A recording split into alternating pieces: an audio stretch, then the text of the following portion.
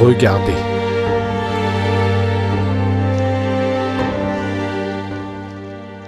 Dans la nuit du 5 au 6 juin 1944, alors que le monde entier avait les yeux rivés sur les plages de Normandie, c'est ici, dans ce petit coin paisible du Morbihan, qu'une autre bataille capitale venait de commencer. Allez, je vous raconte.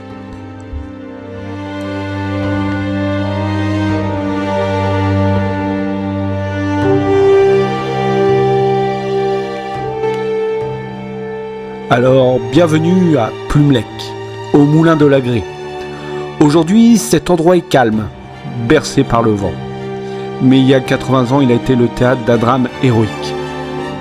C'est ici qu'est tombé le tout premier officier français de la Libération. Laissez-moi vous raconter cette histoire.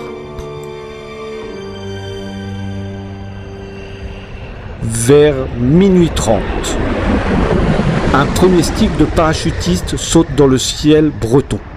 Mais la météo est mauvaise, la visibilité presque nulle. Ils sont déportés et atterrissent à quelques centaines de mètres d'ici, près du moulin de l'Agré. Le capitaine Pierre Mariem et ses hommes tentent d'établir leur poste de commandement dans une ferme voisine. Mais ils sont repérés. Les tirs éclatent. Dans le chaos de l'obscurité, un homme est touché à mort. Le caporal-chef Émile Bouétard. Malgré ce drame initial, les SAS ne renoncent pas. Ils vont réussir à rassembler des milliers de maquisards à Saint-Marcel, créant une véritable armée de l'ombre qui tiendra tête à l'occupant. Quelques semaines plus tard, en juillet 1944, le capitaine Mariem sera lui aussi assassiné avec d'autres camarades à Kéruel. Mais leur sacrifice n'a pas été vain. Aujourd'hui, ce moulin et ce mémorial dressé sur les hauteurs de Plumelec ne sont pas juste de la pierre. Ils rappellent la bravoure de ces jeunes hommes, venus du ciel pour rendre à la France sa liberté. Lisez ces noms pour rendre hommage à ces héros.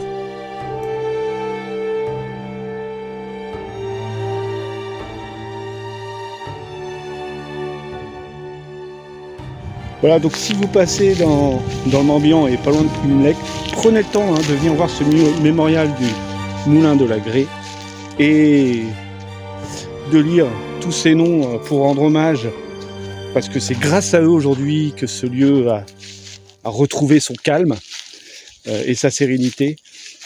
Voilà, donc si vous aimez comme moi les histoires, les lieux mythiques, et les histoires qu'il faut raconter autour de ces lieux, je vous invite à me rejoindre sur ma chaîne. N'oubliez pas de vous abonner, de liker, de partager.